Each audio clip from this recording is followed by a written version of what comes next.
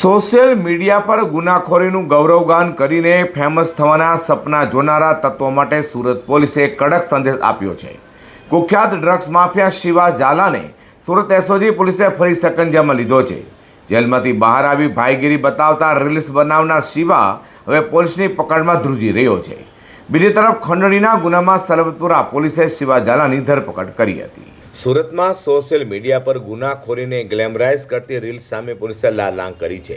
કુખ્યાત drugs mafia Shiva Jhala જેલમાંથી બહાર આવતાની સાથે સોશિયલ મીડિયા પર પોતાને કિંગ બતાવતો અને ભાઈગીરી દર્શાવતો રીલ્સ વાયરલ કરી રહ્યો હતો, પરંતુ સુરત એસઓજી પોલીસે ઝડપી કાર્યવાહી કરતા તેને પોતાના સકંજામાં લઈ લીધો હતો।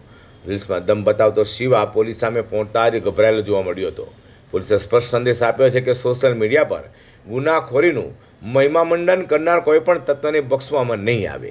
તો બીજી તરફ આરોપી શિવા ઝાલાએ તેના ભાઈ રામ ઝાલા સહિત 3 સાથે મળી એક કાપડ વેપારીને પણ ધમકી આપી 1 લાખ રૂપિયાની ખંડણી વસૂલ કર્યા બાદ દર મહિને 50,000 હપ્તો આપવા કહ્યું હોય, જે મામલે સલબતપુરા પોલીસ મથકે ફરિયાદ નોંધાતા સલબતપુરા પોલીસે પણ આરોપીની ધરપકડ કરી હતી। શિવા ઝાલાની ગુના કરવાની પદ્ધતિ અનોખી હતી। તે ગરીબ પરિવારોને આર્થિક મદદ કરીને તેમની સહાનુભૂતિ જીતતો હતો, જેથી પોલીસ જ્યારે તપાસ કરવા આવે ત્યારે કોઈ તેની વિરુદ્ધ બાતમી ન આપે।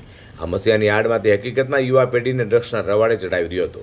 તેની સામે લૂંટ, અપહરણ અને તસ્કરી જેવા 15થી વધુ ગંભીર ગુનાઓ નોંધાયા છે। હાલમાં સુરત પોલીસે તેને ઝડપી પાડી જેલ ભેગો કર્યો છે અને શહેરમાં ગુંડાગીરી કરનારા તત્વોને કડક ચેતવણી આપી છે।